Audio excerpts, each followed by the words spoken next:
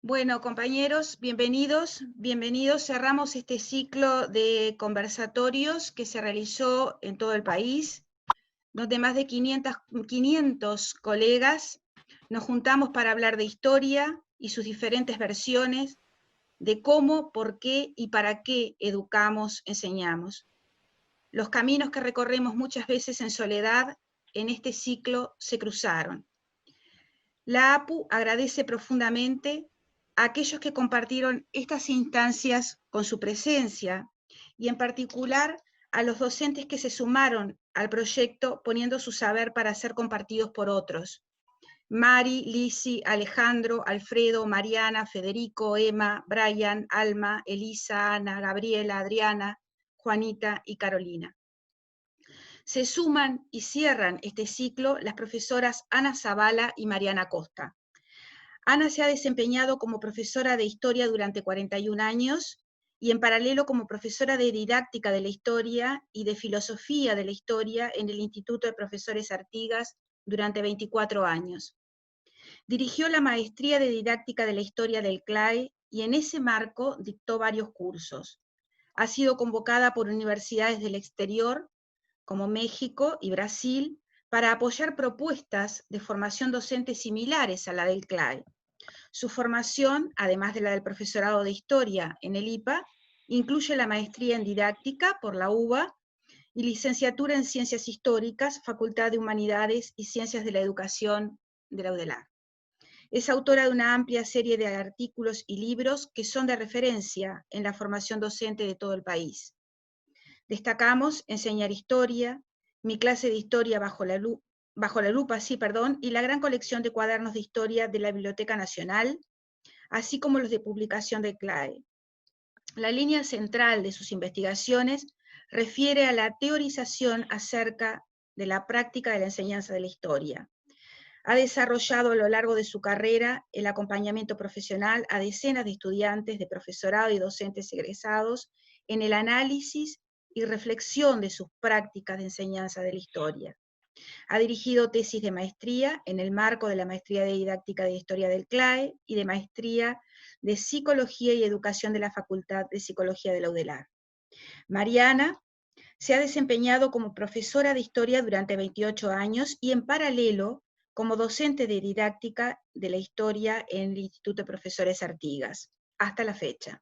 Su formación, además de la del profesorado de historia, incluye una maestría en Psicología y Educación de la Facultad de Psicología, UDELAR, y actualmente es el cursado del doctorado de Educación de la Universidad de Rosario, Argentina. Programa en investigación narrativa y autobiográfica en educación. Integra el grupo de estudio e investigación, psicoanálisis de frontera y lazo social, coordinado por Alicia Kachinovsky. Su formación incluye en didáctica de la historia, CLAE, formación en psicopedagogía clínica de orientación psicoanalítica, EPSIVA, Alicia Fernández, y la especialización en dificultades del aprendizaje de la UCUDAL. Bienvenidos a todos, un placer estar con ustedes. La APU les agradece enormemente este tiempo que nos han dado y recordarles que se contrató un Zoom prácticamente universitario por la cantidad de personas que admite. Por eso les decimos que si se descuelgan no es por eso, y que si se corta no es por eso, o sea que vuelvan a intentarlo en el caso de que pase algo así. Bueno, bienvenidas Mariana y Ana, y les dejo la pantalla.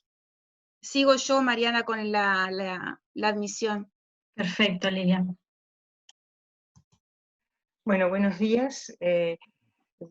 Muchas gracias por estar aquí en un sábado de mañana, que normalmente lo reservamos a otras cosas, tenemos otras prioridades a veces. Y bueno, dentro de todo, con el día horroroso que hace hoy, menos mal que nos tenemos que ver así cada uno en su casa y tranquilo. Yo les voy a contar un segundito nomás, un poquito qué es lo que vamos a hacer, cómo vamos a utilizar con Mariana, cómo planeamos trabajar en la mañana de hoy, ¿no? Obviamente ya lo plantea el título, que lo que queremos es ver el análisis de, es decir, las formas y las dimensiones que puede revestir el análisis de una práctica por el propio autor de la práctica, por la propia persona que ha hecho ese trabajo, ¿no? También lo extendemos, no en el análisis que vamos a hacer nosotros, pero en el espíritu de la cosa está que ese es un análisis que también tiene que ver con el acompañamiento de la práctica para los que son todavía no son profesores que están cursando, o lo que hemos hecho durante años y años es acompañarnos entre nosotros cuando comentamos lo que estamos haciendo y compartimos también el análisis. Queda por fuera, digamos, el tipo de análisis que se puede hacer, digamos, yendo a visitar clases y después escribir un libro, escribir un artículo con las cosas que uno vio o escuchó. De hecho, quedamos un poco sorprendidas con digamos, la cantidad de integrantes, porque nuestra primera versión de esta jornada era mucho más interactiva y esperábamos que no solo nosotros analizáramos lo que estábamos haciendo, que pensábamos hacerlo como de ejemplo y súper rápido, y queríamos compartirlo con relatos o situaciones que vinieran de los colegas que están también en sus casas y participando de esta reunión. Un número tan grande de participantes no permitió eso, así que como nos pasa tantas veces en la vida real de la práctica, replanificamos, replanteamos y hicimos las cosas de otra manera. Entonces, lo que yo voy a plantear en la primera instancia es como un marco que nos serviría como para organizar el análisis que vamos a presentar Mariana y yo, de situaciones en las cuales precisamente, necesariamente, somos nosotros autores de esa práctica, ¿no? Son 5 elementos, que podrían ser muchos más, sí, pero para este tiempo tan cortito que tenemos, pensamos en 5 elementos. El primero de todos, y es particularmente relevante, es que nosotros no podemos entrar a ninguna práctica de análisis. El análisis es otra práctica, pero es lo que analizamos, pero analizar es en sí mismo una práctica. No podemos hacer nada, no podemos empezar si no tenemos un relato de la práctica. La práctica en sí misma no es analizable. En realidad, si vamos, yo que sé, a Barbier o alguna otra gente, te dice que la práctica es el relato, que el otro es una actividad, ¿no? Bueno, pero también es cierto que hay un consenso enorme para el uso de la palabra práctica, y entonces borroñamos un poco los límites y le llamamos práctica a lo que hicimos, ¿no? En eso tenemos no una arista en común con los historiadores, creo que tenemos, no sé, la principal de las aristas con los historiadores, y que nos interesa particularmente porque lo que damos es clase de historia, es que sin ese relato no hay nada. O sea, ya sé, Bruto lo mató a César, pero si no hay alguien que diga que Bruto le clavó el puñal y todo eso, no podemos analizar que esa situación era, ¿no? Tal o cual, y que importaba porque la república, la monarquía, la no sé cuánto. Tiene que ponerse en palabras que alguien hizo algo, ¿no? Es decir, lo podemos hacer nosotros, lo podemos recuperar de alguien que lo puso antes en palabras, etcétera, pero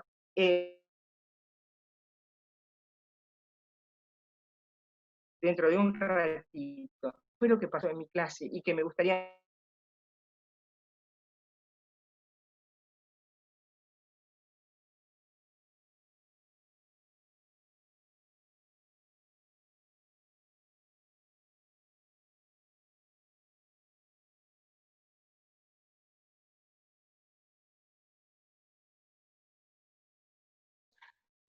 evitar para un análisis, para una comprensión, para un recuerdo, para lo que sea, que esté puesto en palabras.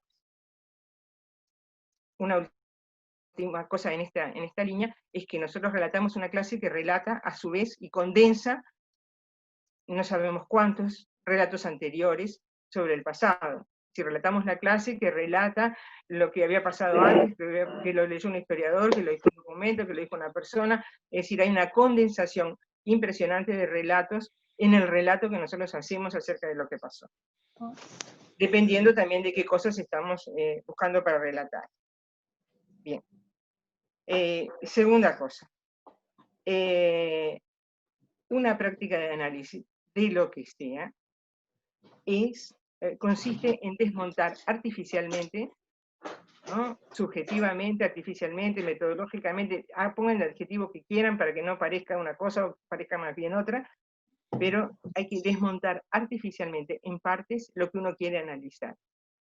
Ya sea un análisis de sangre, un partido de fútbol, ¿no? Una sociedad, una clase que pasó antes, un sueño que uno tuvo, no importa lo que estemos analizando, el hecho consiste en desarmarlo artificialmente y decir, esto y esto es lo que me interesa, y si yo lo miro con unos ojos, lo desarmo de una manera, y si lo miro con otros, lo desarmo de otra manera diferente. Segunda cosa. La tercera, que ya, bueno, se quedó colgada en la segunda que acabo de mencionar. ¿Con qué ojos desarmamos? ¿Con qué? Bueno, esas son nuestras herramientas de análisis. Si nosotros desarmamos de una manera tal o cual, es porque estamos mirándolo desde el punto de vista, supongamos, para la historia, o son historicistas, o son de historia conceptual, o son de positivistas, o son no sé cuánto, y entonces miran y organizan el desarme de la situación de una determinada manera, ¿no? Si son postcoloniales, lo hacen, tiran todo abajo y empiezan de nuevo y hacen otra división.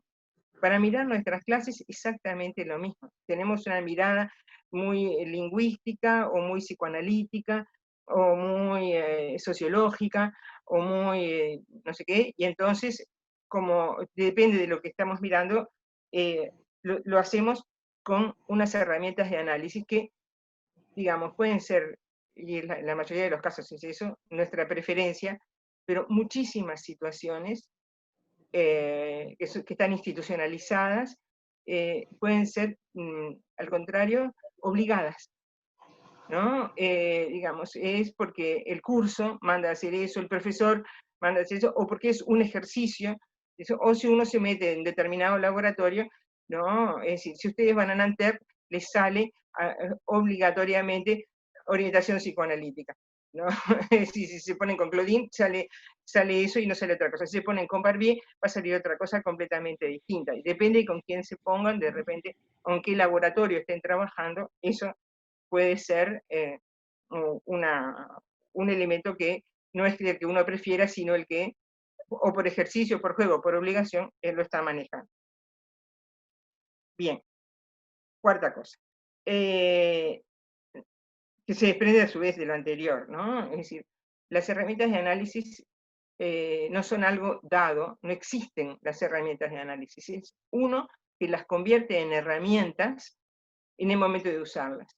Y entonces pueden, y lo hemos hecho, y ustedes lo habrán leído en cantidad de artículos y trabajos de colegas que hemos hecho, que unos utilizan la literatura, otros utilizan la filosofía, otros utilizan, ¿no?, la herramienta que uno, es decir, el saber que uno tiene y lo convierte en herramienta de análisis en el momento que lo usa para analizar eso, y lo convierte en herramienta en la medida en que uno le sirve como herramienta, ¿no? Si ustedes leen algunos de los trabajos que están publicados, que ya son más de 100 en realidad los capítulos, ¿no?, de los cuadernos de historia, van a ver que a veces hay dos autores diferentes que usan la misma herramienta de manera diferente, ¿no? O sea que cada uno sabe lo que hace. Y lo último es que cualquier análisis de práctica tiene más o menos el valor de un diagnóstico circunstancial. O sea, no reifica el objeto jamás. ¿no? Es decir, te dice cómo lo estás viendo en ese momento, que es un momento que marca el análisis, ¿tá? Y si se creen que esto es solo un problema espantoso de la didáctica de la historia, no, nada.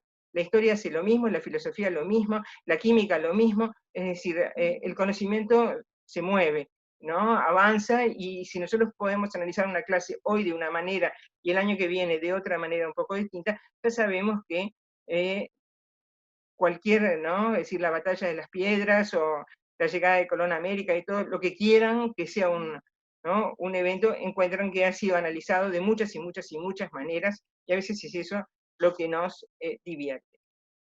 No quiere decir esto, cierro acá, que sea algo contrario a lo anterior o que lo desdiga, ¿no?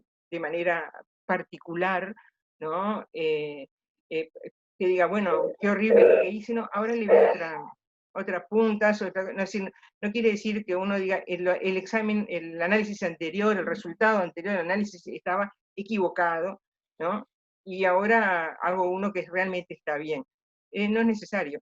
Es decir, simplemente puede ser que no es lo mismo, que es diferente, que profundiza más, y a veces sí, uno dice, ¿cómo no me di cuenta? En aquel momento yo lo veía como una cosa maravillosa, y ahora en realidad lo veo como algo que no tenía ningún valor, no sé por qué en aquel momento me pareció tan fantástico, ¿no? Y escribí un artículo o presenté una cosa, y hoy lo veo como algo, ¿no?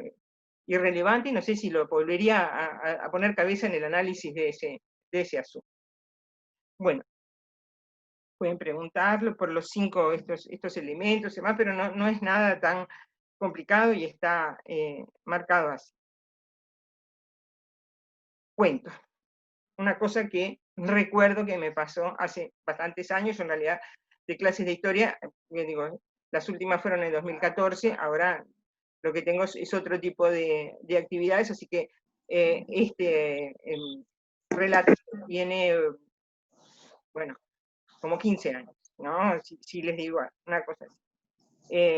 Quinto humanístico, programa de antes, ¿no? Es decir, antes de 2008. Yo estaba dando nazismo, ¿no? Y había llevado mi lucha.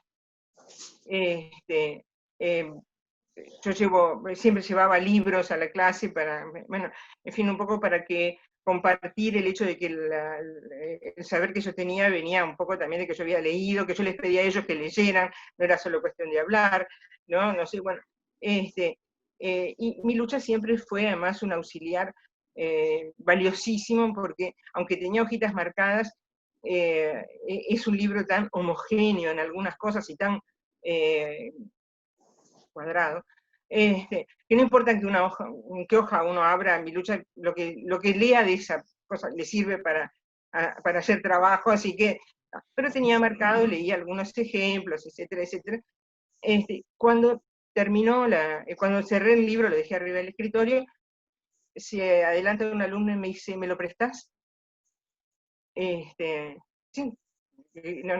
Esas situaciones que además no están en ningún lugar de la previsión, me lo prestan, y sí, tomalo.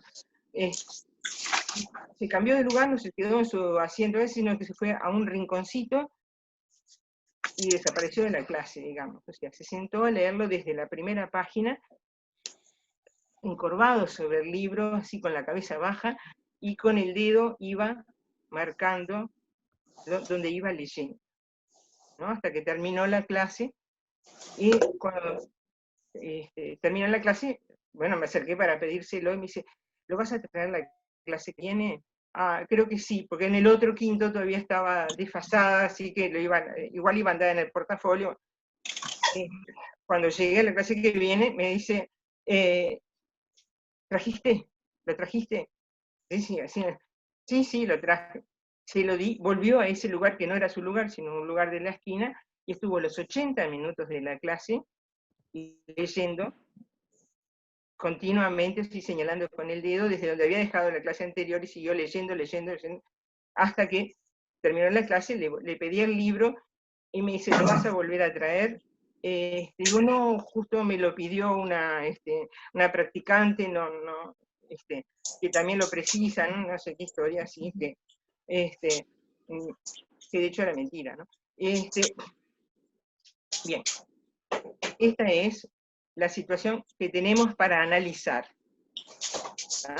La tuve que contar. La conté yo, no la contó él, ¿no? Ni la contó ningún otro alumno que hubiera estado en la clase, ¿no? Que hubiera recordado, que hubiera participado de ese. Así que lo primero, cuando involucramos a otros en el análisis, que no es solamente lo que yo dije, y además en clase necesariamente para un análisis, una práctica, involucramos a otros que nos respondieron, que atendieron, que levantaron la mano, que se quedaron dormidos, ¿no? que discutieron, o lo que sea, siempre involucramos a otros. Entonces, lo primero que establecemos acá es que cualquier análisis de una práctica está así marcado por una dimensión unilateralmente interpretativa de la situación.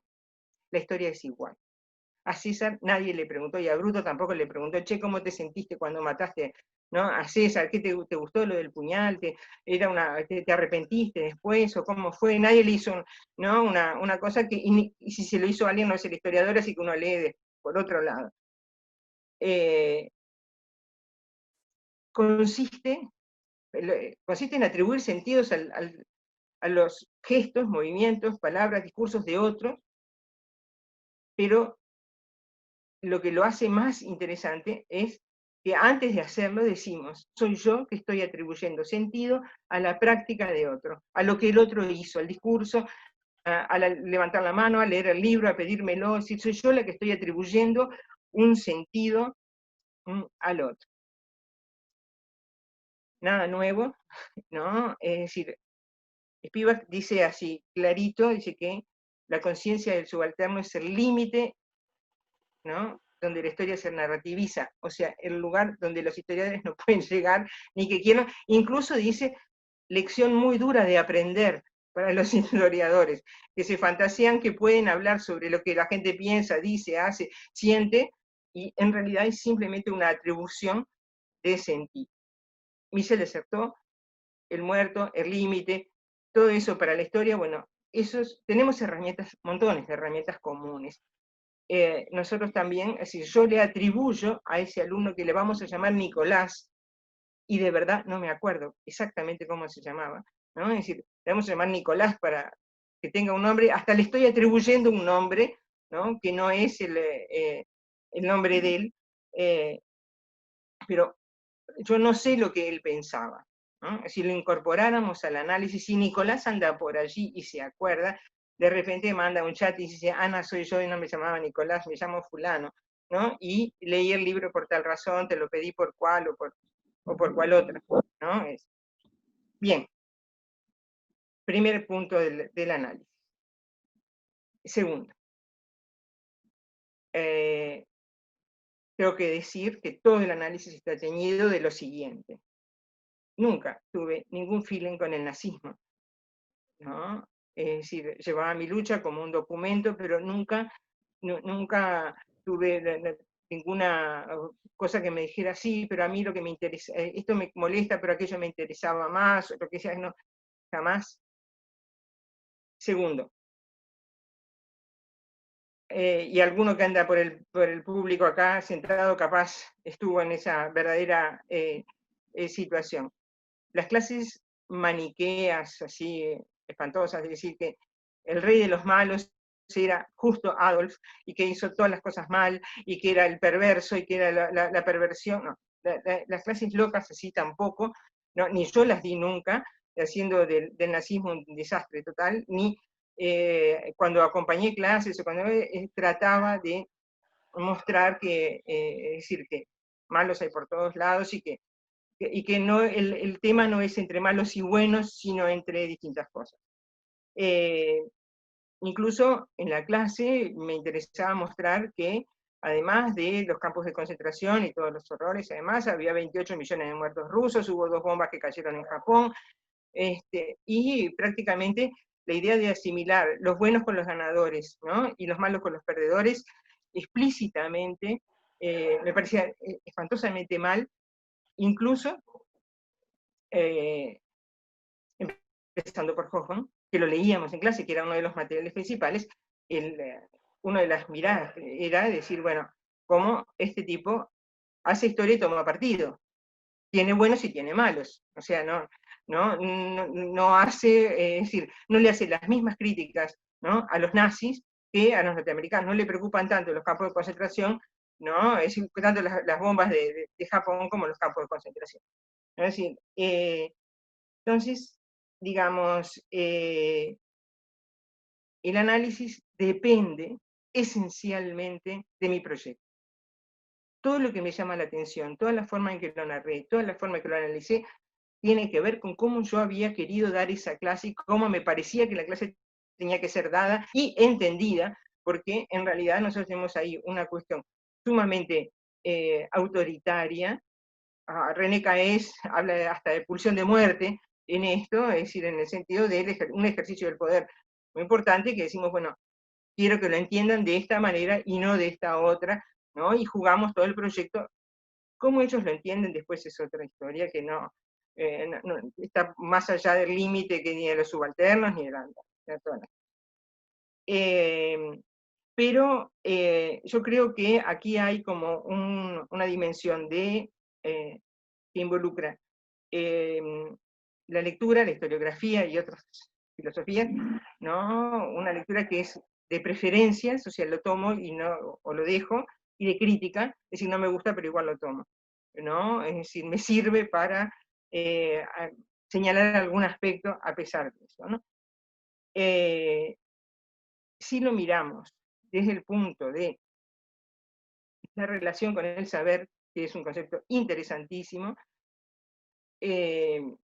podemos mirar que hay aquí como un rechinar, como un desastre, como un ruido raro entre lo que podría ser mi relación con el saber, ¿no?, y la de Nicolás, ¿no? Es decir, como que no veíamos, evidentemente, ahora soy yo la que le atribuye sentido a él, es decir, las cosas de la misma manera, ¿no?, en ese momento, ¿no?, de plantear la situación como de, eh, de pedirme el libro, de yo haberlo llevado como de muestra, ¿no? Es decir, simplemente para ilustrar, ¿no? Me interesaba también la idea de mostrar con el libro en la mano y con todo eso, que un libro particularmente relevante o un libro muy connotado no es el origen de todas las cosas. Es un libro y las cosas que pasaron, pasaron, pero no porque estuviera escrito el libro, ¿no? Es decir, no es como Proudhon, que pensaba que después que le había escrito el libro ya se había acabado la propiedad privada. No llevaba ese tipo de propuesta para la clase. Eso organiza, digamos, como la primera parte del análisis. Es decir, hay una parte importante, es que yo no puedo entender la situación si no es desde cómo yo había pensado que eso iba a suceder, ¿no? Desde cómo yo había pensado orientar la clase, el conocimiento, es decir, y en ningún momento la cosa, digamos, la manera en que yo iba a enfocar la clase, suponía que alguien iba a sentirse fascinado con ese libro, ¿no?, y que me lo iba a pedir y a pedir una segunda vez. La parte, digamos, si ustedes quieren, más fuerte del momento del análisis, ¿no? Recupero lo narrativo,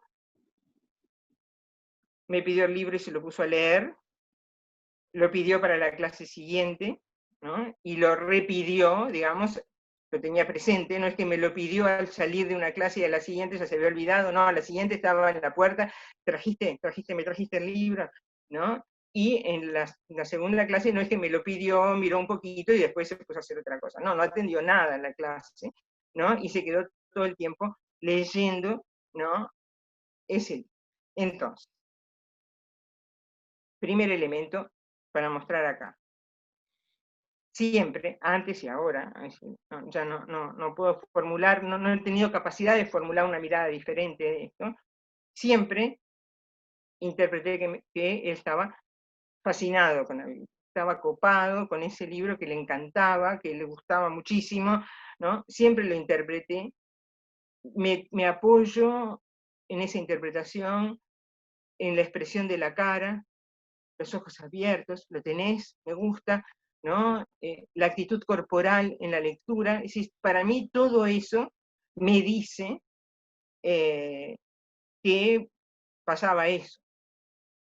Tal vez, ¿no? Es decir, pensando en dimensiones estrictamente especulativas, ¿no? Que sin ninguna base, solamente como si fuera una historia contrafactual, o sea, una cosa así, me podría imaginar que él lo hizo para engañarme, él lo hizo para salir del aburrimiento de mi clase.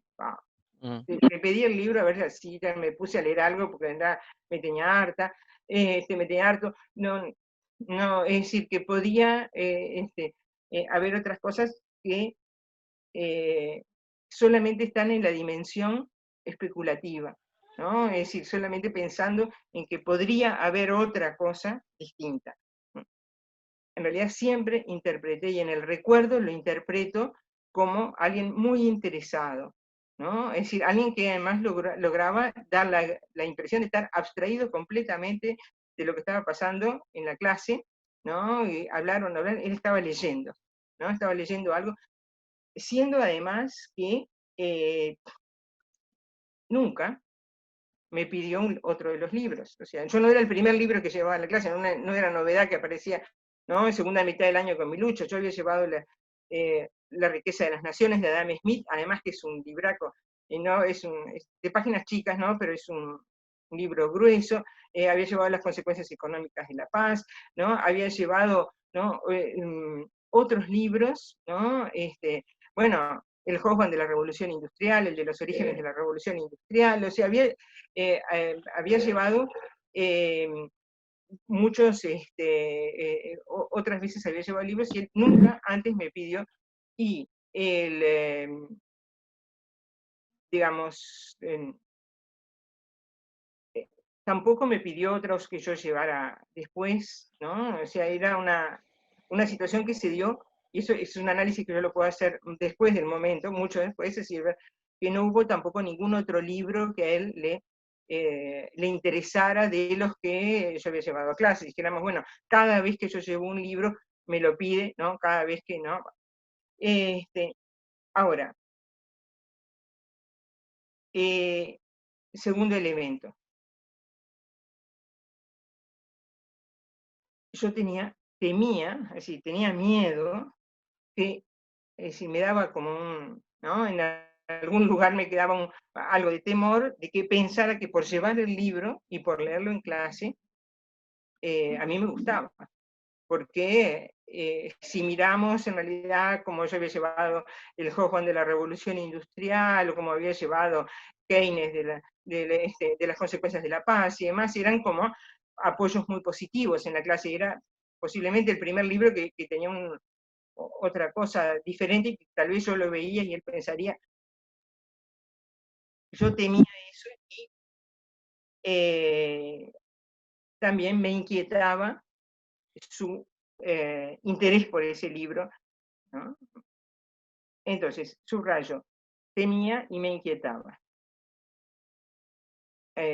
Digamos, acá podemos desplegar algunas otras herramientas que son como de naturaleza contratransferencial. Es decir, no es lo que yo hago en clase, que es lo que todo el mundo termina analizando. Yo hago esto y los alumnos se divierten, yo hago esto y los alumnos se aburren, yo hago esto y se interesan, yo hago esto y No, él hace algo y a mí me pasa otra cosa, ¿no? Es decir, eso en el análisis tiene es un lugar como sumamente poderoso, sumamente fuerte, ¿no? En eso. Y también, digamos, dentro de este mismo registro de análisis de la situación, haberlo llevado en la segunda clase, cuando podía habérselo negado claramente, por las mismas razones que lo hice para una tercera hipotética clase, es decir, lo puedo leer y poner un cartel adelante, profesora tolerante y respetuosa.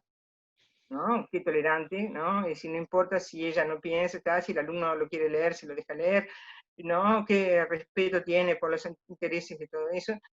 Y ahí tenemos mucha gente que nos ayuda a pensar esto de otras maneras, que es muy interesante como elemento. Es decir, acá hay como una dimensión identitaria, y Barbier le llama imagen de sí para sí, imagen de sí para el otro, y yo no sé entre las dos con cuál me quedo en este momento, ¿no? Si es que yo quería que él pensara, si yo pensaba, si quería que los demás pensaran, o si yo pensaba, quería pensar que yo estoy pensando eso. Hay algo narcisista también, es decir, miren que la profesión docente sin el narcisismo no existe, ¿no? O sea, no nos vamos a hacer los locos, ¿no? Así no somos, ¿no? Cosas mecánicas ni nada, es decir, hay un cierto placer del logro de lo que uno hace, y a veces lo escribe, a veces lo dice, y a veces se lo piensa y se va con una linda sonrisa a la casa diciendo, ¡pah! Salió bárbaro. Pero, digamos, aquí se juegan una cantidad de elementos para el análisis. Supongo con todo el público que hay allí, están todos pensando, yo no puedo leer, pero yo de repente si aparecen unos cartelitos ahí abajo, me distraigo y no los puedo leer. Pero supongo que esto está, cada uno está analizando la situación con sus herramientas y con las maneras que la pueda analizar, y me parece que es como lo más fantástico de lo que puede estar sucediendo en una reunión tan multitudinaria como esta, que nos podemos hablar. No volví a llevarlo, ¿no? Es decir, no hubo una tercera clase con ese libro, me lo guardé, le mentí. Es decir, yo podía haberlo llevado, se lo podía haber prestado hasta el año siguiente, en realidad, porque tenía solo 2 quintos, y después de eso se decía, mira, quédatelo, y cuando lo termines me lo traes, ¿no? En el mismo espíritu que se lo había prestado en la segunda, pero yo, sí, sí, tranquilo, llévalo nomás, cuidámelo, porque este libro no se consigue así tan fácil, yo qué sé, y cuando lo termines, tráemelo a ver qué, ¿no?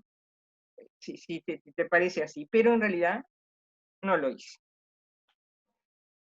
Y acá aparecen también otros elementos para el análisis que son interesantes y que están en el registro de palabras que no solemos usar en los análisis y que no nos gusta mucho. Es decir, es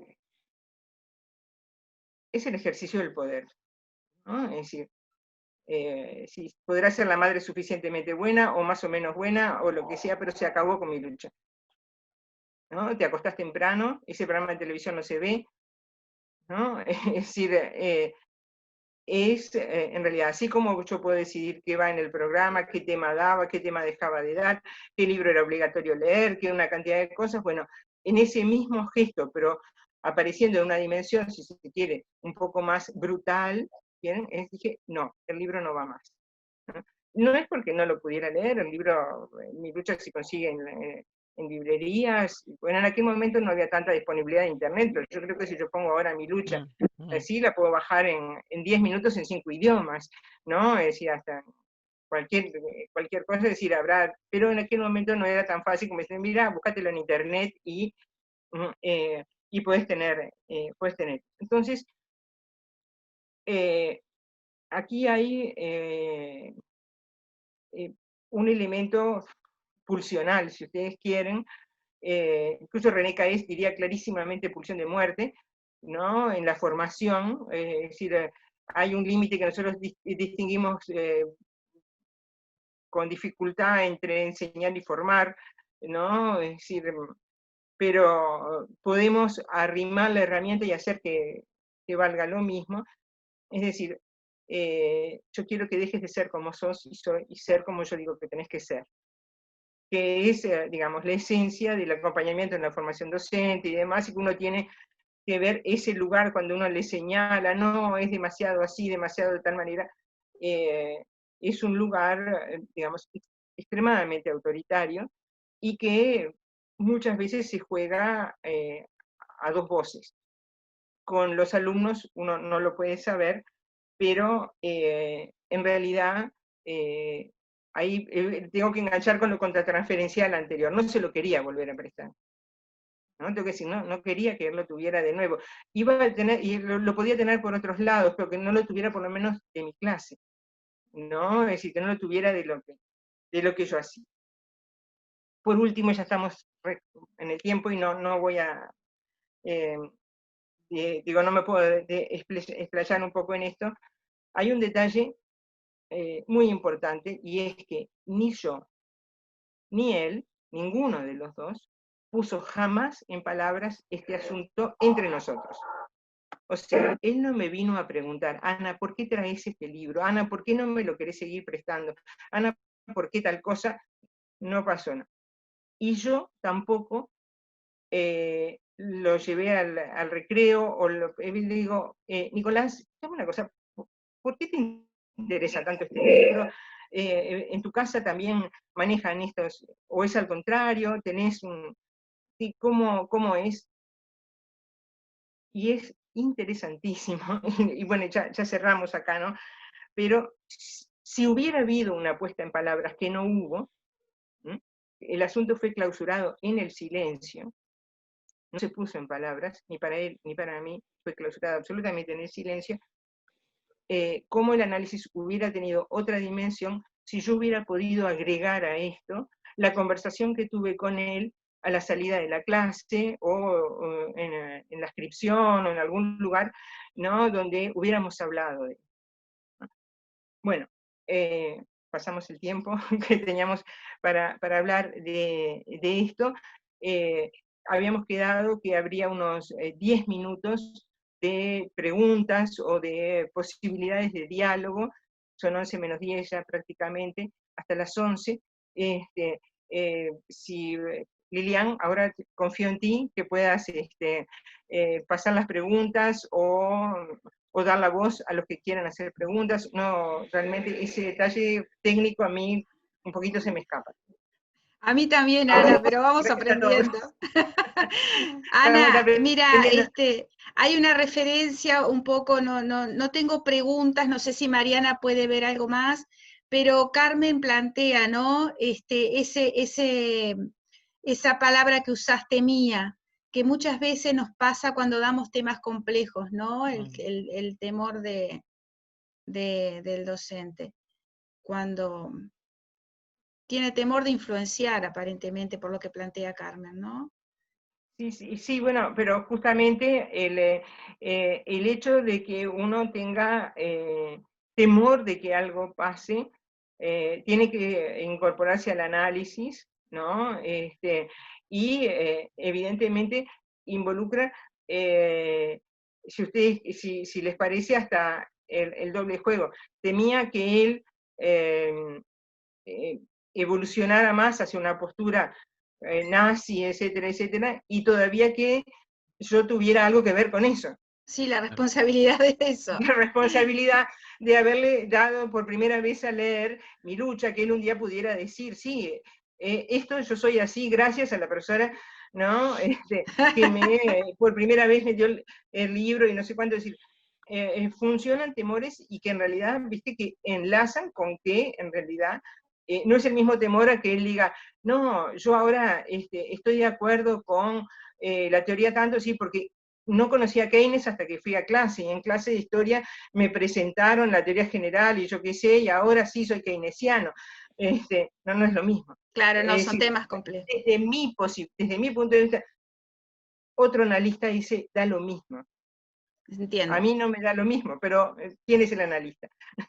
Y acá Marcel es un poco más curioso y dice que no habría resistido la tentación de preguntarle. No habría resistido Marcel. Eso de Marcel Suárez. Sí, Marcel, ya te vi por ahí.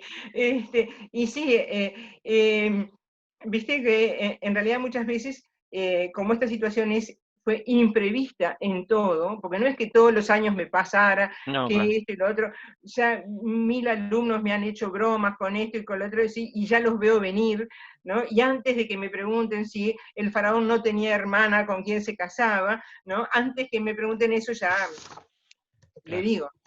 Marcel, ¿cómo te va? La curiosidad de Marcel se repite en otros compañeros también, en la NAI no aguantarían. Y Carola Godoy quiere hacer un aporte, así que le damos la palabra a Carola, que no sé por dónde andás en las pantallitas, Carola. Carola, dale. Hola, a ver, ¿me escuchan Ahora ahí? sí, te vemos. Carola, ¿cómo andás? Para todos, la verdad, muy grato ver tanta gente y tanta gente muy linda.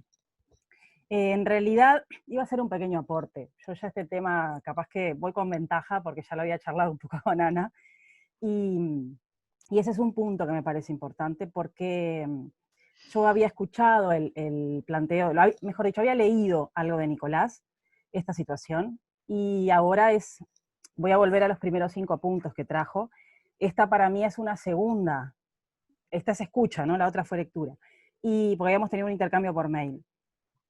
Y en realidad fue realmente otra escucha. Entonces me parece que me quedo con los primeros 5 puntos, ¿no? Es un segundo momento donde además lo que quería rescatar era que escuché cosas que no había reparado, ni siquiera sé si están escritas en cuando ella me las pasó, y creo que es un poco eso enfoca a lo que planteaba Sana en esos primeros 5 puntos, ¿no? Que cada nuevo momento es como diferente. Es más, esta vez reparé en algo que no sé si estaba en la escritura, que es que él se mueve de lugar, eso es como en la gestualidad muy simbólico, ¿no? Porque si uno lo lleva al mensaje de pasar a otro terreno, a otro, yo pensé como que fue lo que vos empezaste a captar, ¿no? Como si alguien se moviera potencialmente de lugar ideológico y te complicó, ¿no? Porque dije, se fue a un banco, se separó de la clase y estuvo, y el otro punto fue, estuvo 80 minutos leyendo, ¿no? O sea, se devoró el libro. Y capaz que eso te fue, creo que pondría nervioso cualquiera, pero me pareció importante primero esto, ¿no? De que a veces uno apresura una lectura como absoluta, y en realidad, yo dije, bueno, simplemente con el mismo relato en 2 instancias, reparé en otras cosas. Otro punto que me parece que trabajaste, que a mí me parece sumamente interesante, es traer el tema a mí me gusta como referencia una escritora que no es muy sencilla de leer, pero es muy interesante su planteo, que es Piera Lanier, y ella trabaja el tema de la violencia y la interpretación, ¿no? Si bien la tiene muy analizada en el vínculo como simbólico, ¿no? Vínculo madre-hijo, pero es genérico, ¿no? La violencia que puede haber en el portar tanto sentido de las cosas que se lo impongo a un otro. Y eso es de la vida misma, y ni hablar de la enseñanza, ¿no? Del enseñar. Y esto me parece que se liga un poco con lo que venías trayendo sobre el final, ¿no? Que me parece que en la tarea de enseñar con estudiantes, y ni hablar en la tarea de acompañar practicantes, docentes, eso se juega mucho, ¿no? Que mi proyecto, yo en alguna medida, lo voy a exagerar, ¿no? Obligue al otro que sea su proyecto y solo lea su hacer, su devenir profesional, su trayecto de formación desde mis parámetros, ¿no? Yo creo que si bien eso es de la vida misma, ¿no? Uno ve las relaciones con los pequeños, con los hijos, es así, es imposible que uno no esté violentándose en alguna medida la vida del otro todo el tiempo. Yo la salvedad que hago con eso es que me parece que en algunos lugares, a mí me gusta otra palabra, que es la palabra abstinencia, que me parece que tiene un poco que ver con esto también a veces de lo ideológico y demás, que es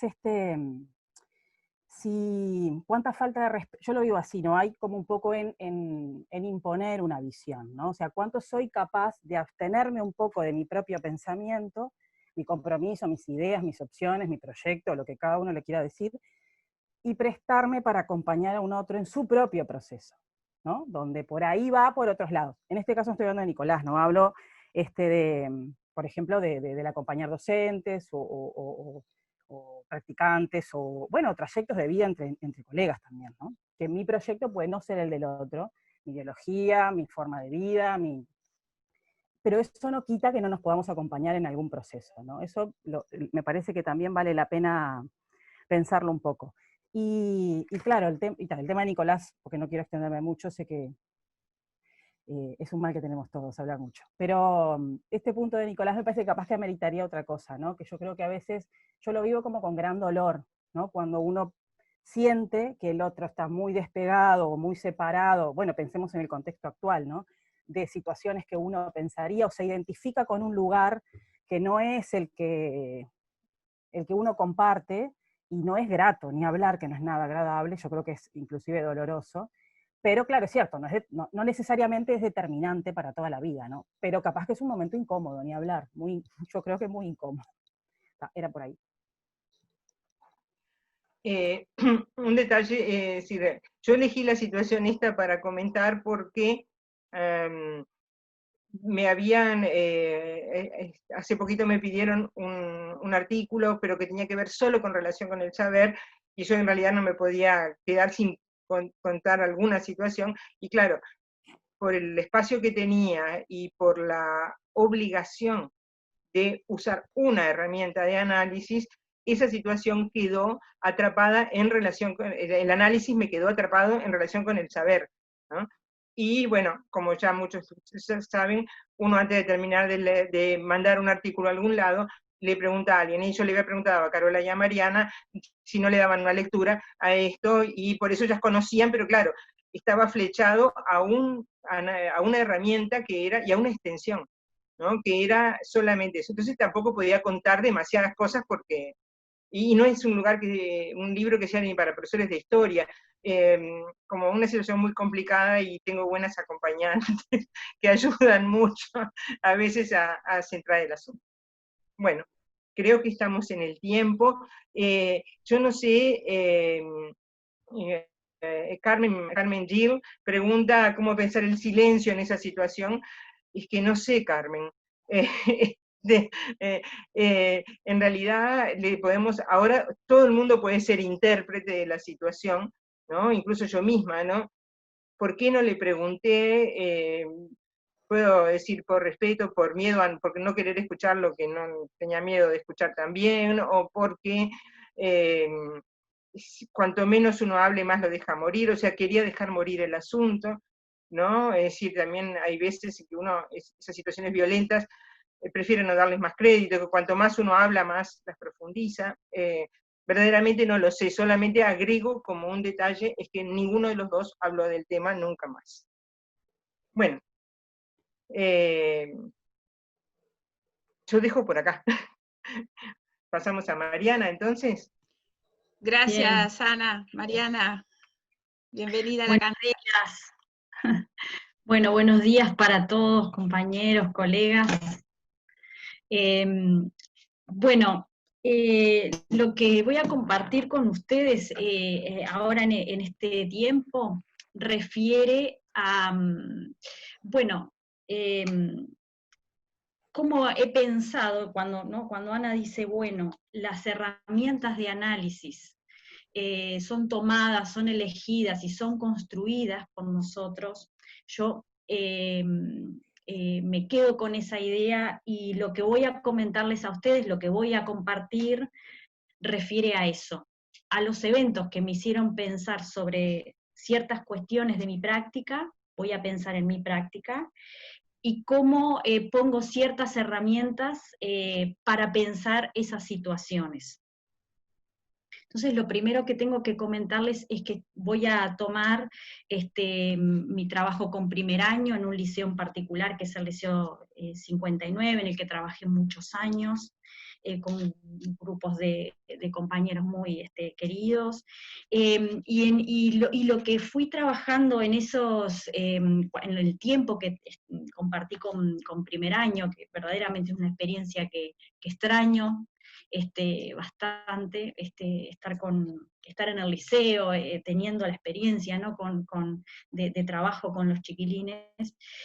Bueno, en ese curso de primer año yo lo llevé adelante con el trabajo a partir de cuentos y a partir de mitos y leyendas.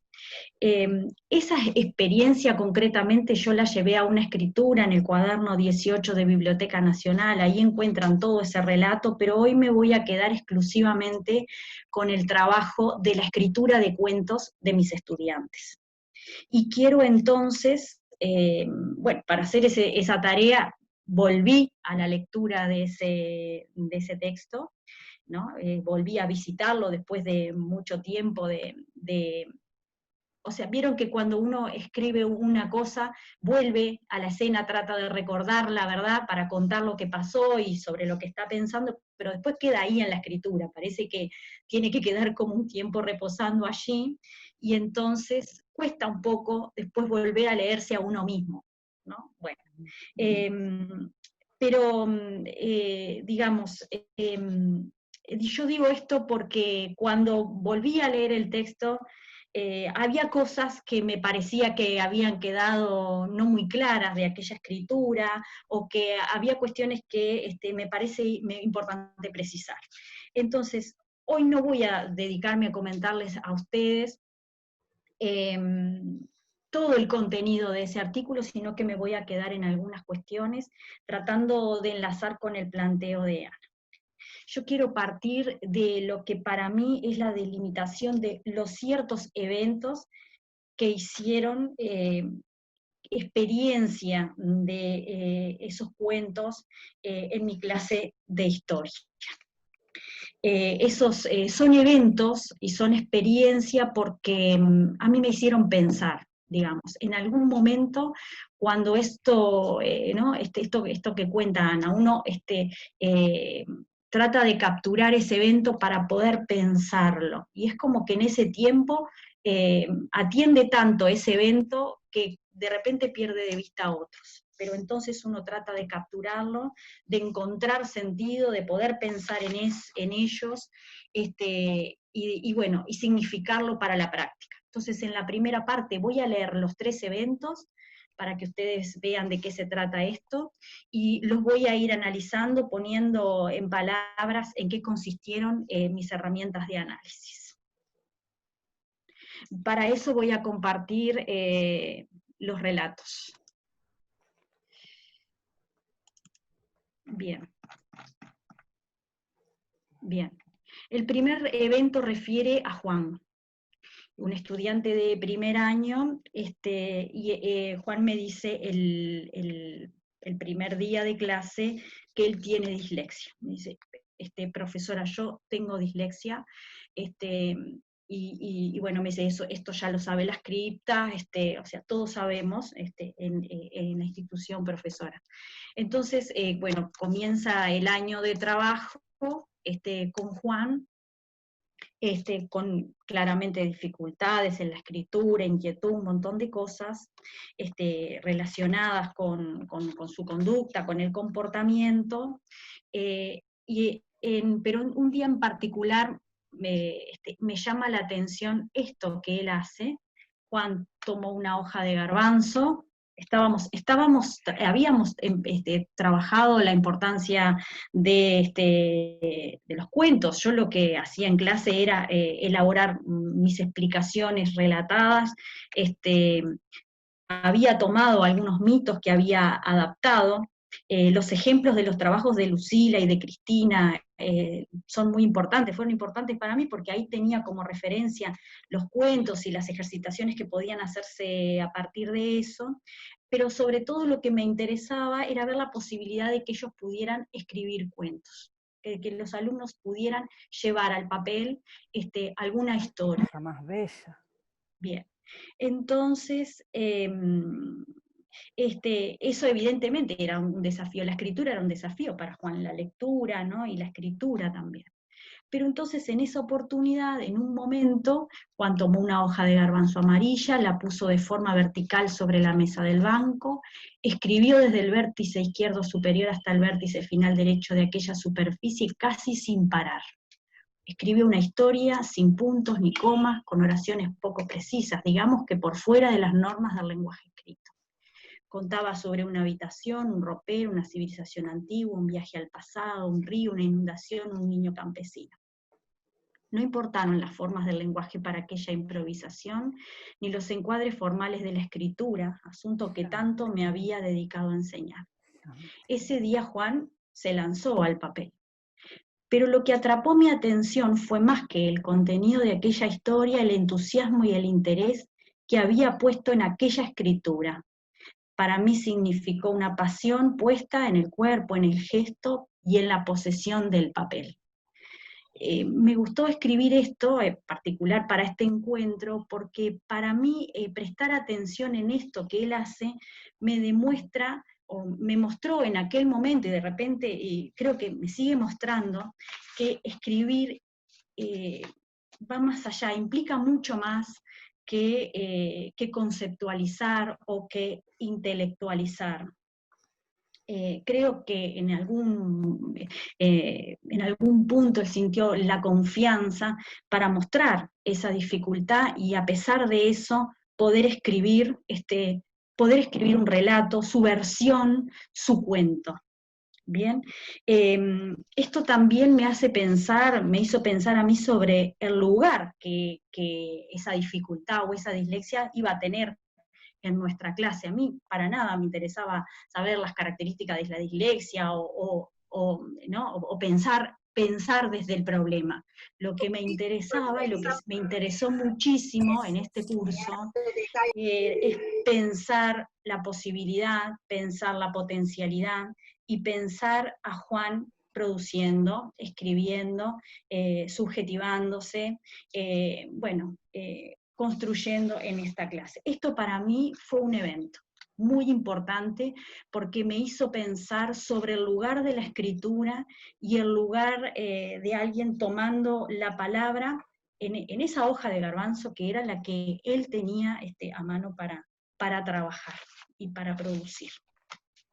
El segundo evento que voy a analizar más adelante también es un cuento de Silvia. Mariana, Mariana, sí, perdóname un sí, segundito, te interrumpo sí. antes de que los compañeros, por favor, silencien los micrófonos, el audio. Dale, gracias, perdóname, Mariana. No, por favor. Se me escucha bien, ¿verdad? El segundo cuento es una escritura de Silvia. Digamos que este cuento, esta historia, está escrita después de un tiempo de trabajar la estructura narrativa, ¿no? O sea, digamos, después de haber como sentado ese trabajo de escritura y de haber hecho varias historias, digamos, por el camino, ¿no? Y borrador. Entonces Silvia dice lo siguiente: mi imaginación me llevó a una época de la historia que me llamó mucho la atención. Me informé con libros, vi imágenes que me cautivaron, tanto que yo fui una más de las jóvenes que andaban alrededor de las aldeas que indicaban cómo vivían en el Neolítico. Es un lugar apacible, tranquilo. Todas las personas hacen sus actividades como mis padres, que son agricultores. Criamos ovejas, cabras que nos dan productos para fabricar nuestras vestimentas, también alimentos que cocinamos en el fuego, que ya conocíamos, y granos que son la base de la alimentación. Mi madre teje en el telar o muele granos para hacer harina, hace vasijas con muy lindos dibujos. Las corrientes de los ríos están muy cerca, por eso ellos eligieron este lugar muy productivo. Me gusta andar por sus márgenes y pescar. Recuerdo cuando era pequeña que un día esa vida apacible la perdimos por un rato. Sucedió que por las inclemencias de la madre tierra, los cultivos no dieron la producción esperada y pensé, ¿qué comeremos? ¿Nos alcanzará para todos? ¿Podríamos morir o cómo lo podremos solucionar? Me gustó mucho imaginar mi historia en ese lugar en el que me hubiera gustado vivir. Claramente acá hay una estructura, después voy a volver a analizar este asunto, pero lo que más me interesa destacar ahora es que esta escritura es un evento para mí porque significó ver cómo el proceso que hace Silvia de escritura, pero cómo en la primera instancia ella dice, me informé, busqué información, me posicioné para la escritura, cuento esto que aprendí del Neolítico y al final me gusta mucho imaginar mi historia. Voy a volver a este relato más adelante para mostrar acá mis herramientas de análisis. Y el tercer evento es el de Lucía, que dice, bueno, profesora, tanto mito, tanto cuento, profesora, que ya no sé lo que es la verdad, ¿no? Estas palabras de Lucía para mí son importantes, porque ella en definitiva dice, bueno, acá hable de lo que hay que hablar, diga lo que es la historia, cuente en definitiva usted qué fue lo que pasó y diga claro, porque acá hay mucho cuento y mucha cosa. Es un evento para mí porque me hace pensar sobre mi discurso, sobre el lugar que tienen los cuentos, los mitos, y el lugar que tiene la historia y la historiografía. Entonces, estos son para mí los tres eventos más importantes. Voy a dejar de compartirlo porque así seguimos en el análisis, que refiere entonces a las herramientas de análisis. Ahora quiero contarles a ustedes cuáles son las herramientas que elegí y por qué son herramientas de análisis. quiero pensar estos eventos con herramientas que yo he elegido. Son herramientas que vienen de la historia, de la filosofía, de la psicopedagogía, y son herramientas porque son recurrentes. O sea, yo vuelvo a pensar en estas conceptualizaciones y busco siempre interpretaciones. Esas interpretaciones surgen de mis lecturas, ahora les voy a contar algunas, pero yo les quiero decir que para mí la herramienta de análisis se ha construido con otras personas, que me han enseñado a entender el concepto, que han puesto ejemplos y que me lo han explicado de varias formas. La enseñanza de Ana, por ejemplo, es importante para mí en este sentido, porque ella sabe poner ejemplos, muestra una manera de pensar. Me ha pasado con otros enseñantes a lo largo de la vida, ¿no? Yo puedo decir, este concepto, por favor, vamos a ponerle ejemplo para que yo pueda entenderlo bien, y ahí puedo volver al libro. Estas herramientas de las que les voy a hablar son herramientas que todavía me gusta seguir leyendo y profundizar sobre ellas, porque la narrativa en realidad es un saber que a mí me apasiona verdaderamente. Bien, entonces es una herramienta de análisis porque es recurrente, porque es elegida por mí, porque contiene interpretación y porque contiene a otros que me han ayudado a pensar, a pensarla, ¿no? A construirla y bueno, a ponerla en palabras. La narrativa fue apareciendo a lo largo de mi trayectoria profesional, siempre, en la didáctica de la historia, en la enseñanza, en la psicopedagogía. En un momento yo di con el saber de la psicopedagogía. No sabría saber, no podría decirles bien qué evento o qué situación me llevó a estudiar psicopedagogía. Pero creo que fueron mis alumnos, o aquello que se empezaba a configurar en una época como la dificultad para aprender, o el problema de aprendizaje. Ahí voy a esos textos, y ahí encuentro muchas explicaciones. Pero ahí mi pregunta fue, ¿cómo hago con este campo conceptual para mi enseñanza de la historia? Entonces, la verdad que en estos años ha sido una preocupación ese asunto. ¿Cómo hacer que esto no sea algo clínico, no sea algo para el médico, para el psiquiatra, digamos, o para el psicólogo, y que tenga un lugar en mi clase como una herramienta para comprender algo? Bien. Esos 3 eventos que refieren a 3 personas, a Juan, a Silvia y a Lucía, no son, yo no pretendo, digamos, mi interpretación va a estar centrada fundamentalmente en mi enseñanza, o sea, yo no voy a construir categorizaciones de la producción de los alumnos, ni voy a llevar esto al terreno de la evaluación. Son herramientas porque me ayudan a pensar cómo enseño y cómo puedo enseñar, cómo puedo seguir enseñando este tema. Entonces, la primera pregunta que me he formulado, bueno, a partir de lo que ha dicho Silvia y a partir de lo que ha dicho Lucía, ¿cuál es el lugar de la dimensión informativa, operativa y estratégica en mi clase de historia? Mi clase tiene un espacio para lo informativo, donde podemos operar, incluso cuando presento un historiador, o cuando digo el historiador dijo tal asunto, ¿verdad? Eso también lo presento como una cuestión informativa, también hay una dimensión de trabajo y de ejercitación sobre eso, pero lo que me ha preocupado a lo largo de los años es instalar algo que tenga que ver con lo estratégico, donde el sujeto y su interpretación tenga un lugar. Es por esto entonces que yo entiendo que el pensamiento narrativo y las producciones escritas tienen un lugar, tienen una entidad desde lo estratégico, en donde se pone en juego mucho de lo informativo de la clase y mucho también de lo operativo. Bien, entonces pensando en que lo narrativo tiene una entidad estratégica, que puede conglomerar lo informativo y lo operativo, acá entonces tengo algunas conceptualizaciones, conceptos que he construido, por lo que he leído, como les dije hoy, por los ejemplos que otras personas pusieron para mí y su pasión en enseñármelo, algunas conceptualizaciones con algunos autores de referentes. Uno es Brunner. Él dice básicamente que los relatos serían una matriz en la cual configuramos la experiencia cotidiana como un entramado que posee un significado y una dirección. Permite ordenar lo impredecible, lo caótico, lo sorpresivo. Es más, dice él, quizás esa trama narrativa está más organizada que la vida misma, digamos. Entonces, en un sentido, el relato que yo escribí de Juan ordena aquella escena, la hace visible, la captura, la rescata allí en esas oraciones, pero también lo que contó Silvia, organicé, me informé, te cuento qué pasó esto, y me imaginé, bien, y lo cierra. Complementario a eso, Riquer dice, es posible ordenar la realidad como un relato. Riquer es otro referente para pensar la narrativa. Y yo me quedo con varias cosas de él, su referencia al tiempo, a la intencionalidad, y también a las formas del oracional, a eso que él llama la frase narrativa mínima, con una introducción, un nudo y un desenlace.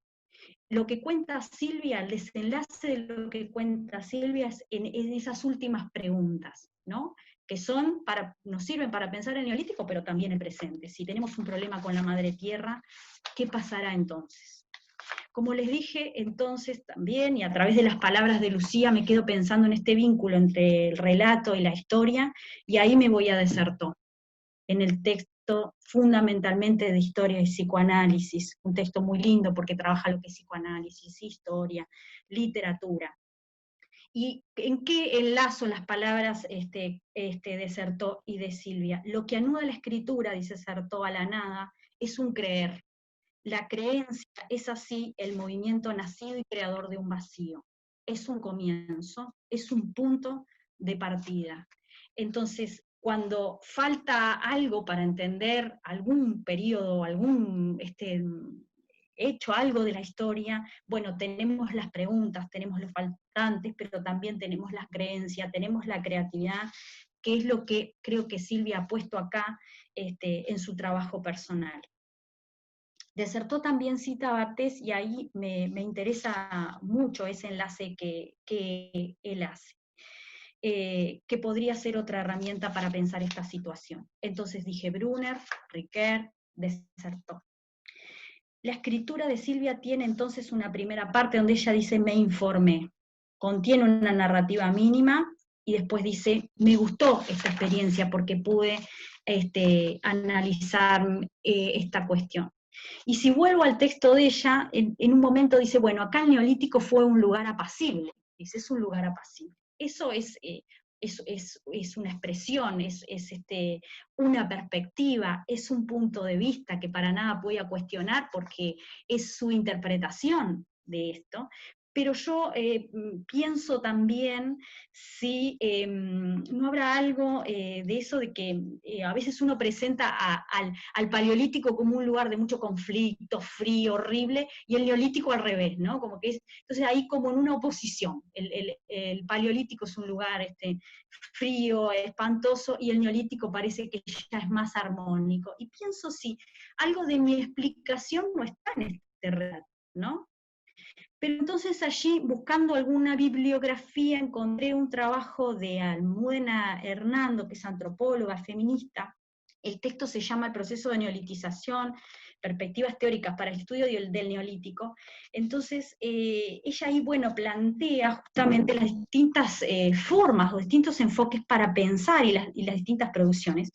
Y entonces pienso si esto que cuenta Silvia no ha tenido que ver más con un enfoque quizás de Gordon Childe, que ve al neolítico como una etapa de la evolución sociocultural y que después introduce el concepto de revolución, porque ese planteo en realidad fue revisado por otros autores, y pienso si no existiría la posibilidad de que en otros cursos, en otras clases, yo pueda introducir este tema de los distintos enfoques para pensar este tema del neolítico, justamente donde lo que está poniendo la palabra en esa etapa, para comprender esa etapa, es la palabra del historiador, la palabra del arqueólogo, etc.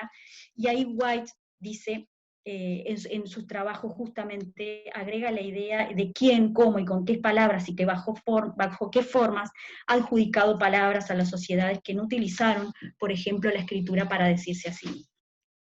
Entonces, un lugar apacible, las palabras, un lugar apacible del Neolítico de Silvia, me ayudaron a mí a pensar estas cuestiones en las que yo puedo introducir en mi enseñanza. Incluso si uno busca en los libros de Grosboen nomás, allí puede ver la cantidad de instrumentos o de armas o de conflictos que podían aparecer. Quiero decir, no para juzgar ese comentario, pero sí para pensar mi enseñanza. Silvia dice en un momento, busqué fuentes y me informé, y ahí me parece que hay otro asunto para pensar. ¿Cuáles son las fuentes que utilizó ella para construir su relato? ¿Cuáles son? Las de la clase, las del manual, las cosas que se encuentran en la web.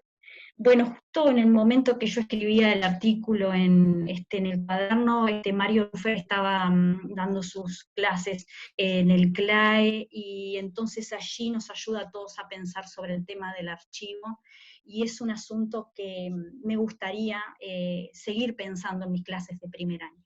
¿De dónde nutrimos? ¿Cuál es nuestro archivo para la enseñanza? ¿Cuáles son las fuentes del conocimiento y de la narrativa de los estudiantes de primer año, ¿no?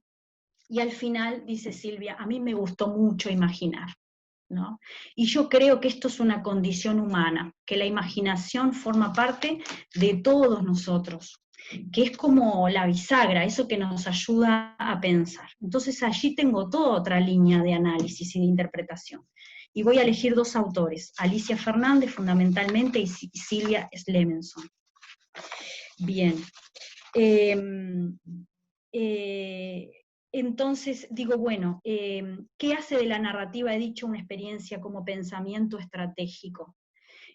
Las referencias a las que hice lugar hoy, y voy a decir además que ese pensamiento es posible con una materia que es la que nos hace humanos. Y acá Alicia Fernández refiere a varios conceptos. Primero, la idea de enseñanza, que quien aprende también se pone en una situación de enseñar, y es importante que nosotros dejemos lugar a esa posición, a que quien está aprendiendo también tenga el lugar para enseñar.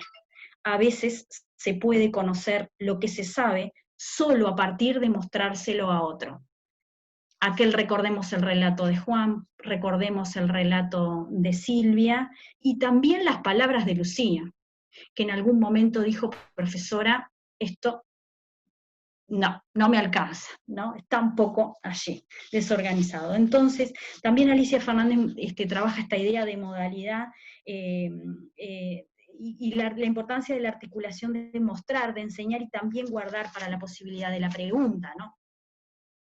Otra idea importante es el de autoría para Alicia Fernández. Dice, el autor se produce cuando se reconoce creando, cuando su obra le muestra algo nuevo de él. Y esto para mí es una pregunta. ¿Qué le habrá mostrado a Silvia de ella misma esa escritura tan organizada, tan para mostrar, quizás a la profesora, contarle, esto yo ya lo sé, esto del fuego, ¿se acuerda? Ya lo aprendimos cuando estudiamos paleolítico, ahora estoy construyendo una escritura, otra escritura. ¿Qué le muestra a ella? Y qué le muestra a Juan aquella escritura sobre el papel garbanzo. La escritura es una producción de sentidos, entonces todo nuestro análisis también podemos pensarlo en este sentido. Cuando nosotros hacemos el análisis de una clase o de nuestra práctica, estamos construyendo autoría, estamos buscando los sentidos de nuestro hacer en ese análisis, en esa escritura. Un concepto importante que ella toma de Freud es ese deseo hostil, dice él, diferenciador, o sea, la necesidad en la construcción de la autoría de diferenciarse por el pensamiento y por la creatividad. Bueno, los trabajos de Silvia Slemenson y de Alicia Kachinowski apuntan fundamentalmente a pensar la narrativa como una intervención, o sea, como una forma de potenciar la creatividad, la imaginación, la simbolización, el pensamiento. Y entonces aquí algunos aspectos que son importantes a tomar en cuenta: el hecho de que la narración es un instrumento para conocer, es un instrumento para teorizar, es una herramienta humanizante, porque todos nosotros hemos nacido, pertenecemos a un relato que tiene historia, que tiene palabras de otras personas, en el cual nosotros entramos en una historia de relato al nacer y la construimos a lo largo de nuestra vida con otras personas que son referentes. El relatar o el contar es un momento para desarrollar la imaginación, y cuando uno imagina evoca arbitrariamente algo que no está, que puede crear, con asociaciones que son subjetivas, completamente subjetivas, y es la oportunidad para formular hipótesis. ¿qué pasa si nos quedamos sin el alimento? ¿Qué pasa si no tenemos para comer? ¿Cómo podremos resolver ese asunto? Esas preguntas de Silvia son interesantes. Colabora también este aspecto, el poder escribirse, el poder relatar, en leerse en lo escrito. Bien, entonces he dicho que mis herramientas de análisis provienen, se ponen en juego como desde dos lugares. Ahora, yo digo, bueno, pensando en esto que comparto con ustedes, me pregunté, bueno, cada forma de analizar es particular, es singular, es creado por los autores y los actores, pero me he preguntado si yo podría construir para mí una serie de preguntas que guiaran mi análisis, y yo encontré algunas que voy a compartir ahora con ustedes aquí. He dicho, cada uno realiza el camino del análisis con sus propias herramientas, a su manera, con los saberes que porta, que va transformando. Pero habrá al menos de forma circunstancial, provisoria, como lugar para pensar una serie de preguntas que puedan guiar un análisis. Y entonces acá yo me pregunté cuál es el evento, cuál es la experiencia que yo signifiqué, porque conmovió lo que para mí estaba establecido. Y después pensé de dónde proviene eso, por qué surge en mí, a qué refiere, a qué otras cosas refiere esto. Porque yo también debo decir que para mí contar, que me cuenten, escuchar historias y escuchar cuentos forma parte de mi vida personal, también profesional, claro. ¿A qué me recuerda? Busco para atrás, digamos. Y entonces allí trato de encontrar las herramientas que me puedan hacer inteligible aquel evento. Y después pienso hacia adelante y digo, ¿qué puede cambiar a partir de él?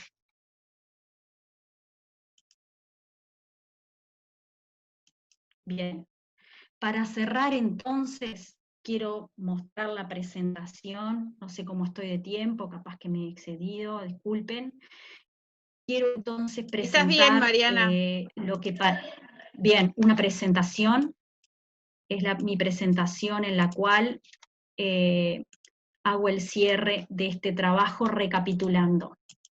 He dicho que mi análisis partió de ciertos eventos que para mí se transforman en experiencia porque los he significado, desde mis saberes, desde mis creencias, pero sobre todo desde lo que siento y pienso a partir de cosas que suceden en mi clase. Y acá me encuentro con personas, con Juan, con Silvia y con Lucía, que se encuentran en mi clase interpretando también todos los textos que allí transcurren y mi discurso. Que de las personas de mi relato me interesa recordar la posición particular de esos sujetos o el modo singular de hacer, de pensar, de decir, la modalidad. Más que pensar la dificultad, quiero pensar cómo hacen la tarea, la actividad, cómo se posicionan a pensar, a producir, a relatar. Mis herramientas entonces de análisis son conceptualizaciones. Es mi interpretación y la de muchos otros que a mí me ayudaron a pensar esos asuntos y me siguen ayudando a pensar esos asuntos. Son mis compañeros, mis colegas, mis referentes académicos, también son mis alumnos. Quiero pensar que en estas tres conceptualizaciones que van a estar siempre, qué es lo informativo, qué es lo operativo y qué es lo estratégico en mi clase. Y yo accedo a esos textos básicamente por los trabajos de Ana Zavala. Doy entidad a lo estratégico, ¿no? Al pensamiento narrativo y a las producciones escritas que derivan de esa acción. Quiero trabajar en torno a lo estratégico, entonces pienso siempre en que lo informativo y lo operativo va a estar en función de eso otro que quiero pulir, digamos, ¿no? y darle forma. En relación a la narrativa de historia, mencioné a Brunner, a Riquera, a Desertó, bueno, a estos referentes sobre los cuales volví a leer y quiero seguir estudiando. Por ejemplo, Desertó es un autor que me interesa muchísimo para seguir pensando con él. La narrativa como lugar de lo humano. Y acá tenemos la posición psicopedagógica de orientación psicoanalítica fundamentalmente. esta idea que para mí está en todo lo que es una idea que atraviesa, ¿no? Que me atraviesa como profesora, me atraviesa como estudiante. El autor se produce cuando se reconoce creando, cuando la obra le muestra algo nuevo de él, ¿no? Como son nuestras escrituras, como son nuestras clases. Lo pienso para mí, para mi trabajo, también para mis estudiantes. Y esta idea final, ¿habrá al menos de forma circunstancial una serie de preguntas que puedan guiar nuestro análisis? Esto cada uno lo hace a su forma, a su manera, pero capaz que encontramos una forma de hacerlo, que no es para siempre, para todos, no es para todas nuestras clases ni para todos nuestros días, pero que creo que preguntarnos es la manera en la que podemos llevar adelante la reflexión y el análisis de una práctica compleja como es la de la enseñanza de la historia. Así que yo de mi parte les agradezco muchísimo de tiempo, la escucha. Dejo entonces de compartir para escuchar las preguntas o los intercambios que surjan.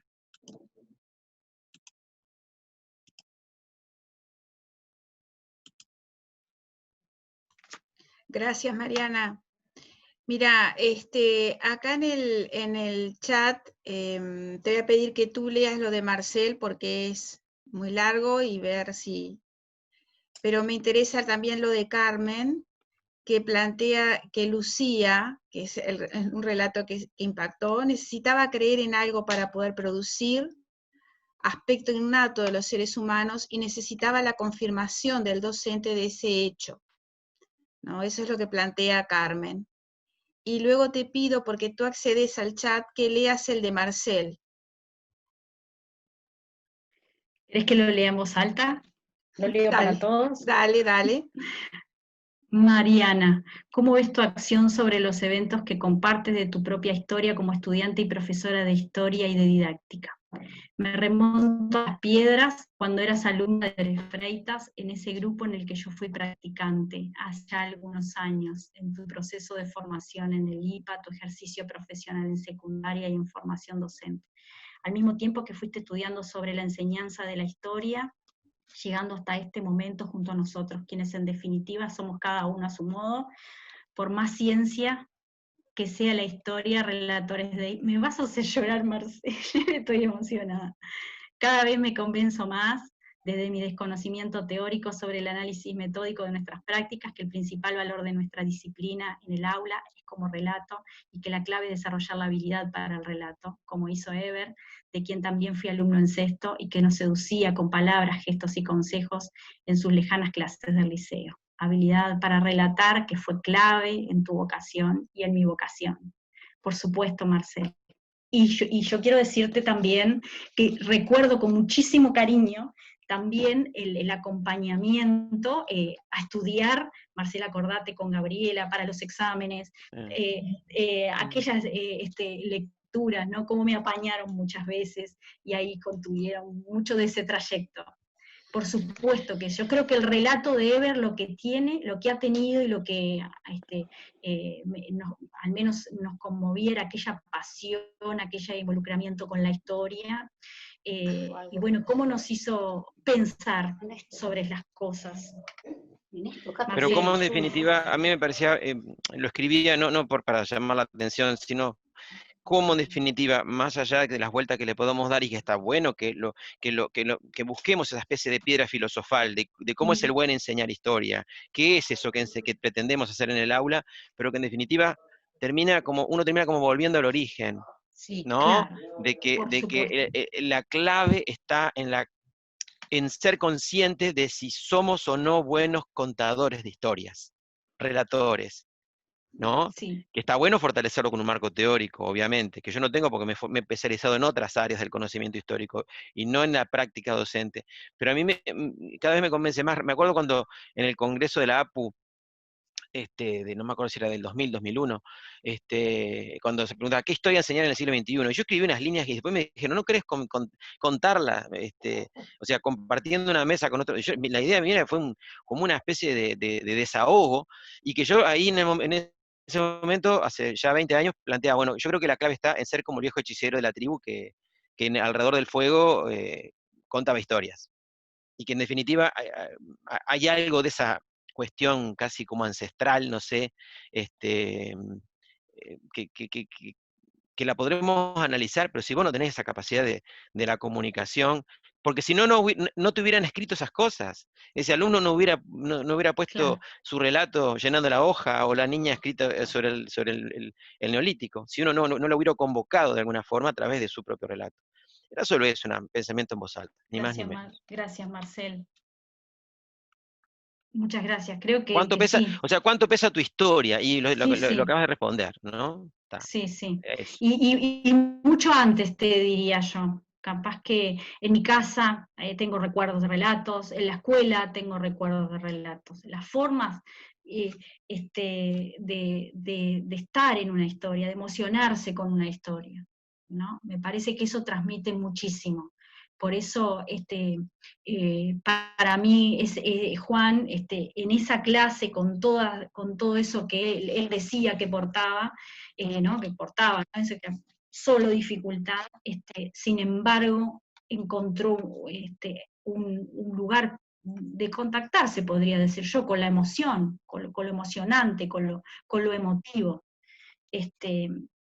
Y bueno, algo de mis clases tienen, creo, en el relato, ¿no? Me gusta, sí, emocionarme con lo que estoy enseñando. A mí una vez un alumno me dijo, estábamos analizando, no sé, o sea, esta frase, esta palabra, y levantó la mano y me dice, esto parece clase de literatura, profe. Y digo, y lo es, pero de otros temas.